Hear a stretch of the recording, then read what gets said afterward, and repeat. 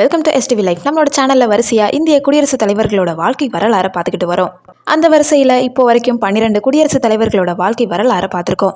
இன்றைக்கி நம்ம பார்க்க போகிறது 13வது குடியரசுத் தலைவர். நீங்கள் இப்போ வரைக்கும் 12 குடியரசுத் தலைவர்களோட வாழ்க்கை வரலாறை பார்க்காம இருந்திருந்தீங்கன்னா நம்மளோட சேனலில் தான் இருக்குது. ப்ளீஸ் இந்த வீடியோவை பார்த்துட்டு போய்ட்டு செக் பண்ணி பாருங்கள். இன்றைக்கி நம்ம பார்க்க போகிறது 13வது குடியரசுத் தலைவரான பிரணாப் முகர்ஜி அவர்கள். பிரணாப் முகர்ஜி அவர்களை இந்திய அரசியலில் வாழ்ந்து கெட்ட சகாப்தம்னு சொல்லலாம். இவரை பற்றி சொல்லணும்னா இந்திய அரசியல் வரலாற்றையே இவரோட புத்தகங்களில் அழகாக எழுதிட்டு போயிருக்காருன்னே சொல்லலாம். இவர் தான் பிரணாப் குமார் முகர்ஜி. ஒரு சின்ன கிராமத்தில் ஒரு சாதாரண குடும்பத்தில் பிறந்து டெல்லி அதிகார மையத்தையே தன்னோட கட்டுப்பாட்டில் வச்சிருந்த ஒரு மாபெரும் ராஜதந்திரியின் கதையைத்தான் இன்னைக்கு நாம் பார்க்க போகிறோம். எந்த ஒரு பதவியையும் தேடி போகாமல் அந்த பதவிகளை இவரை தேடி வந்த அதிசயம் எப்படி நடந்துச்சு? இந்திரா காந்தி அவர்களோட நம்பிக்கைக்குரிய தளபதியாக இருந்து கடைசியில் இந்தியாவின் முதல் குடிமகனாக ஆன இவரோட பயணம் இந்தியாவோட ஒட்டுமொத்த அரசியல் வரைபடத்தையே மாற்றி அமைச்சது. அந்த சுவாரஸ்யமான முழு பயணத்தை பார்க்குறதுக்கு முன்னாடி நம்மளோட சேனலை ஃபர்ஸ்ட் டைம் விசிட் பண்ணிங்கன்னா இந்த வீடியோக்கு ஒரு லைக் போட்டு மறக்காமல் சப்ஸ்கிரைப் பண்ணிக்கோங்க. வாங்க வீடியோக்குள்ளே போகலாம். 1935 வருஷத்தில் டிசம்பர் மாதம் 11ஆம் தேதி பிறந்தவர் பிரணாப் அவர்கள். இவருடைய தந்தை கமதா கின்கர் முகர்ஜி சுதந்திர போராட்டத்தில் கலந்துக்கிட்ட ஒரு தீவிர காங்கிரஸ் தொண்டர். தந்தையோட அரசியல் ஆர்வம் பிரணாப்புக்கு ரத்தத்திலேயே ஊறி இருந்துச்சு. கல்கத்தா பல்கலைக்கழகத்தில் சட்டம் படிக்கும்போதே அரசியல் மேடை மீது அவருக்கு ஒரு தனி ஈர்ப்பு இருந்துச்சு. ஆனால் ஆரம்பத்தில் ஒரு கல்லூரி பேராசிரியராகவும் அதுக்கப்புறமா பத்திரிகையாளராகவும் தான் தன்னோட பணியை தொடங்கினார். அவர் வக்கீலாக பயிற்சி பெற்றாலுமே அவரோட உண்மையான களம் அந்த சட்டமன்றமும் நாடாளுமன்றமும் தான் என்பதை அப்போதே அவர் உணர்ந்தார். அரசியலில் ஜெயிக்கணும்னா வெறும் பேச்சு மட்டும் பத்தாது, ஆழமான அறிவு வேணும்னு நம்பின பிரணாப் அவர்கள் அரசியலோட ஒவ்வொரு நுணுக்கத்தையும் கற்றுக்கிட்டாரு. பிரணாப் முகர்ஜியோட அரசியல் வாழ்க்கையில் 1969 வருஷம்தான் ஒரு மாபெரும் திருப்புமுனை. அப்போதைய பிரதமர் இந்திரா காந்தி அவர்கள் பிரணாப் முகர்ஜியோட அபாரமான நிர்வாக திறமையையும் அறிவாற்றலையும் கவனிச்சாங்க. உடனே அவரை மாநிலங்களவைக்கு கூட்டிட்டு வந்தாங்க. அங்கே இருந்த அவர் பின்னோக்கி திரும்பி பார்க்கவே இல்லை.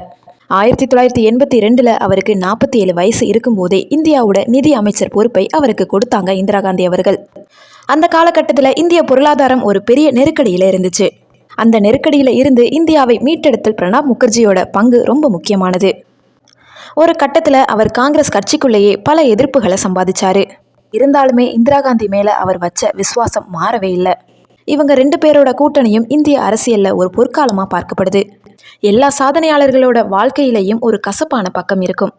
1984 இந்திரா காந்தி படுகொலை செய்யப்பட்ட பிறகு காங்கிரஸ் கட்சிக்குள்ள நிலவிய சில மாற்றங்கள் பிரணாப்பை ரொம்ப காயப்படுத்துச்சு.